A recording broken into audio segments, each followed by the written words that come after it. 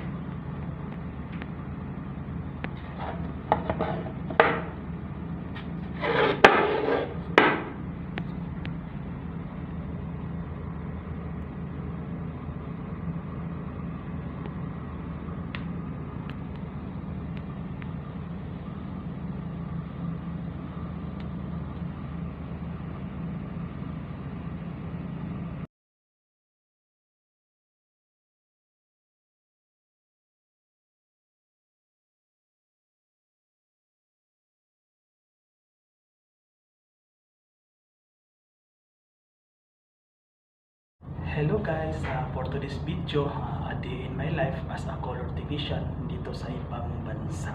Ayan, ngayon po ang ipakita ko sa inyo yung importanteng gawain ko ngayong araw.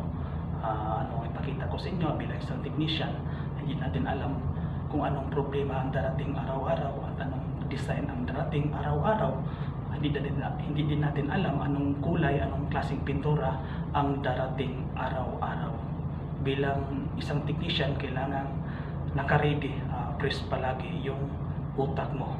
Kasi kailangan pag-aralan mo kasi anong mga pintura, anong mga sample, anong mga design, ano-ano ba ang gusto ng customer or mga special effect na kailangan mo din tutukan at kailangan mo din pag-studyhan kung ano ang dapat. Hindi lang yung basta-basta love you ka, basta kahit makuha lang ang kulay, hindi kailangan nasa tamang proseso talaga kasi mahirapan din yung production.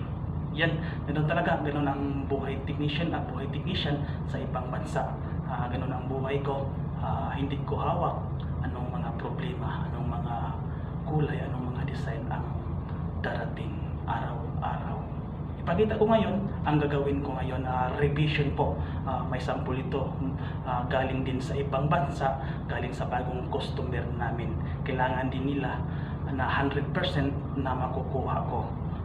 Pero inunahan ko na kuhan ko lang yan. Nasa 90% makukuha kong special effect na yan at saka yung isang sample. Ipakita ko sa inyo. Ito yung sample nila, pulido talaga. Special effect po ang tamang kuha nito, tawag. Basta may design, special effect na po ang tawag sa amin yan. Hindi basta-basta gagawin yan. Kailangan matalas yung pag-iisip mo, paano mo i-execute yung design at anong pintura ang gagamitin mo. Ganun talaga ang buhay technician. Maraming problema, marami kang talagang hahawakan, hindi lang pagtitimpla, hindi lang paggawa ng formation. Kailangan mo din matalas yung pag-iisip mo. Yan, ang sample na to ay ceramic or tiles, pulido talaga. Ganda. Galing po sa ibang bansa din. Tapos pinadala lang dito, request na lang din sa kanila na ako ang gagawa. Yan, and then may isa pa akong pakita. Parehas lang itong customer, tapos ito din ang ipagaya nila. Gusto nila water based po ang ipagawa nila. Yan. Powder po, sa tingin nyo powder talaga. So sa tingin nyo pwede lang yan na copper. Hindi basta-basta ka magsabi na copper yan, pwede, hindi yan. Kailangan mo diyan i-prove mo na tama yung nasa isip mo. Hindi lang yung magsasabi ka na yan, ganyan na hindi.